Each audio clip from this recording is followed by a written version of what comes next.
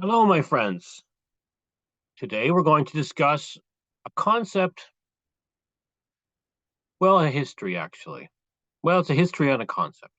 It's the early days of two by twos. And now I know many of you have probably heard about William Irvine and some of the other early folks, and you probably have some ideas what they're up to, but I'm going to try to put it in a different perspective. Okay, so remember, you know this, that William Irvine was at the Faith Mission. And basically, what was his job? He was supposed to go out and do basically Christian education of peasants, basically unchurched people, and then try to get them to go to the established churches. Okay, that's what the faith mission's job is. It's kind of a interdenominational structure. But of course, William Irvine, he was a very good talker, i.e., he was very charismatic and with these peasants. And so he went on his own, right? Now, what did he do? Well, the way these things worked at the time, and this is the late 19th century, early 20th century, there was a great religious revival going on. What that meant is there was these, um, you could call them charlatans. They were snake oil salesmen who were peddling religious talk, okay? And they would go around different parts of the country in the rural areas or in semi-rural areas, semi-urban areas, and they would give talks, ranting talks of hell and brimstone talks or whatever, and then they would pass around a hat and people would throw in some money. Okay. Now what's going on? Basically, it was a kind of trading guilt for money, making people feel guilty about all the bad things they'd done, and then they put some money in, and it's also entertainment. These guys were entertaining, right? Now this it's called a religious revival because this phenomenon of these hucksters going around had happened, get this, three times before that, actually, in the United States, but also in other parts of the English speaking world. And in this particular case, we're talking about William Irvine in Northern Ireland. This was a religious revival. And why does this happen? Because of the availability of Bibles, right? So as you can imagine, at one point in time, Bibles were very expensive, and only a few people could get them, i.e., the church, right? But as Bibles became more cheaper to get, people like Irvine could get one.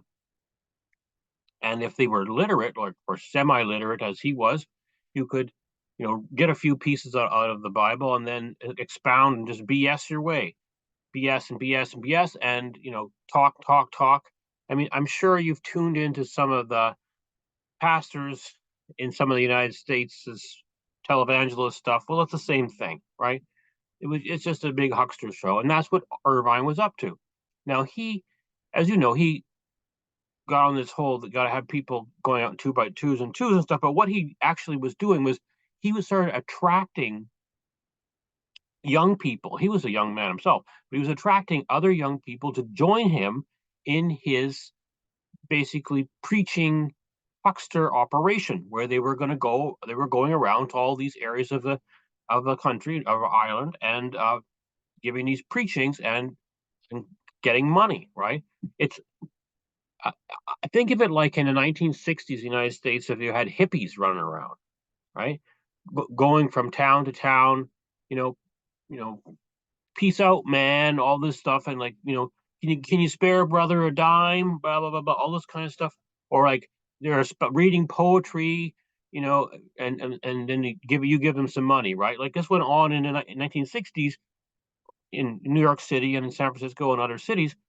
But think about in this case with Irvine, this was going on in Ireland, and the content they were using was the Bible or some pieces of the Bible. Same concept. And it was young people, and they were just mouthing off. Like they had really, these people had nothing, knew nothing. The speakers, Irvine and his friends, but they were able to draw in people who even knew less than them, right? And it was a spectacle, right? It was a spectacle. And so that's what two by twoism is. Basically got started as you could say a hippie movement, or a huckster movement. I mean, that's what they were doing. And they would, when the money would run out in one town, they'd move to the next and set up operations there, and rant and rave and attract people, and people give them money. And then obviously you can't be there for a long time because your shtick is, once people heard it once or twice, they're like, okay, move on, right? You're boring now. So that's what he was doing. Obviously, over time, he got too many of these people following him who were in on his game, and they said, "Well, no, look, some of you are going to have to just, stay in your homes and be the friends, right?" But that's what it is. He had too many people on his scam operation, so he had them basically sit at home and keep sending him money so that if he didn't have these, let's say, the volatility of earnings from going to town, he always knew he always had this backup of all the money from the friends. That's what it is. Now, he actually, in one town, he recruited basically all the young people for his operation. And in fact, there was the people of that town, the adults, they filed a lawsuit against him, saying he had stolen all their children. I mean, again, you think back in the 1960s in the United States, we didn't have the lawsuits, but the same concept happened, right? All these hippies, or peace out and zone out, tune in, tune off, and drop out people. And the same thing with this crazy William Irvine and his bag of bandits.